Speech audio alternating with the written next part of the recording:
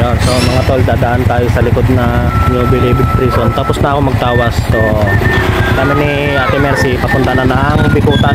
Re-record ko lang yung lahat ng dadaanan namin. Kaya medyo mabilis magpatakbo to si Ate Mercy. Bawal mag-helmet dito mga tol, dito sa loob ng Bilibid. Kahit saan lugar ka pa, hindi ka makakatikim ng safe. Pakaramdam mo lang yun. Kasi kahit maraming nakabantay dito, may gumagawa pa rin ng kabalbalan. Yan, kagaya niya, no? Yan, o. Yan, way yan papuntang, ewan ko kung saan papunta yan. Tapos ito si sir, may mga may mga nakabantay. May mga nakabantay na, ewan ko kung sundalo yun. Bucor ang nakalagay sa uniform nila, mga Bucor. Medyo mahaba itong pagre-record natin na to. Ayan o, yan. Ayan si sir o, yun o, meron na namang kita mo, meron siyang baril. Ayun siya o, masakal daw siya. Kaya pagka lalabas ka dito ng tanghalin tapat, try ka, masunog ang mukha mo nito. Bawat sulog, hindi kalayuan, may mga nagbabantay na yan, kagaya nun ni sir o. Yun, may mga nagbabantay na pulis ba yan o ito yung kulungan ng mga yan o, kulungan ng mga may edad na. Security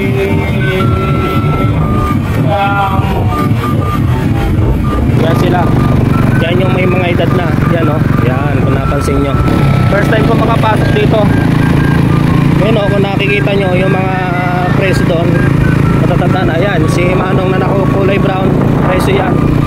Malaya silang mga nakakagalaw dito sa labas. Kasi ang alam ko, sila yung mga may edad na nabigyan na ng, ewan ko kung pardon ata yung mga ganon. Kaya medyo maluwag na silang gumalaw. Ito yung preso, yan, sa loob yan, yan ang building. Yan ang maximum security compound. Yan ang Bilibid. Yan, likod lang yan mga tol. Itong pader to, yung may green na net. Ang daming CCTV. Yan, kung mapapansin nyo, CCTV madami. Diba? Kaya dati, ang sabi nila, pag dyan ka nakakulong sa Bilibid na yan, wala ka ng pag-asa makalaya. Pero hindi, parang may pag-asa pa rin. Kasi marami naman nakalaya dyan, basta magbabait ka lang. Diba? Yan o, haba nyan. So sa likod tayo, sa likod lang yan, likod lang yan ang Bilibid. Ayun yung mga dinadaanan ni Ate Mercy araw-araw. Papasok at pauwi ng bahay nila. Galing tayo doon kanina.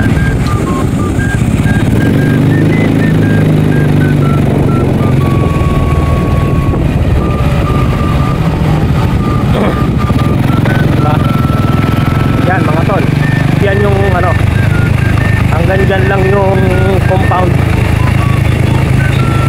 Pero mula doon sa, basta pumasok dito sa dito, magtatanggal ka na ng helmet. Bawal na yung naka-helmet dito. Malapit dito. Kahit ganong maraming pulis na nakabantay, meron pa rin gumagawa ng may bad elements pa rin. So hindi pa rin 100% safe. Sabi nga ni Ate Mercy, meron pa rin gumagawa ng masama. Like pag nanakaw, ganyan, kahit nasa tabi ng nila yung kulungan.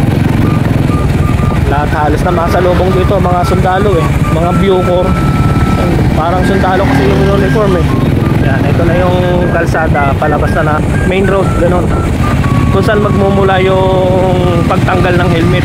Tapos pag nakalabas ka na doon mo na uli isusuot yung helmet mo. Ganun lang. Hindi ako iniiwan ni Ate Mercy kasi alam niya nagre-record ako Siyempre may tatawasin pa ako sa ibang lugar. Yan ang buhay, magtatawas. Tuwing Sabado at Linggo magtatawas tayo. Alam mo naman, araw-araw may nasasabihan. Sa trabaho nga, ang dami nasasabihan dun. Dito pa kaya sa labas. Dito mas marami ang sabi dito. mas makikindi pa, masarap din pa sila. Mga sundalo yung mga nakalo dyan. Sundalo, unang sundalo, hindi ko alam kung sundalo nga yun eh. Kanina, nung papunta pa lang kami dun sa bahay nung aking tinawas, dun sa maximum security camp, maraming preso, puro may edad na. Tapos meron kami nakakasalubong na ano, mga nagwawalis, mga may edad na. Yun nga, sila siguro yung ano, mga malaya na siguro. Ayan, anong lugar dito, mga tol, oh. Ayan, mga tol, kita nyo ng lugar dyan, oh, yun, oh. Yun. Siyempre, alam na. Hindi tayo pwede uminto, iniwan na tayo ni Ate Mercy. Yan. Yan yung papuntang Bilibid. Yun yung kanto na yun. Papasok yun doon sa Bilibid. Ngayon, malapit na tayo dito sa ano, magsusuot na tayo ng helmet dito. Diba? Kaya hindi ka pwede lumabas ng sobrang tanghali dito kasi masusunog talaga ang cuties natin ito. Kaya ayan dyan mga tol, dyan sa gate na yan, tatanggal na kayo ng helmet dyan.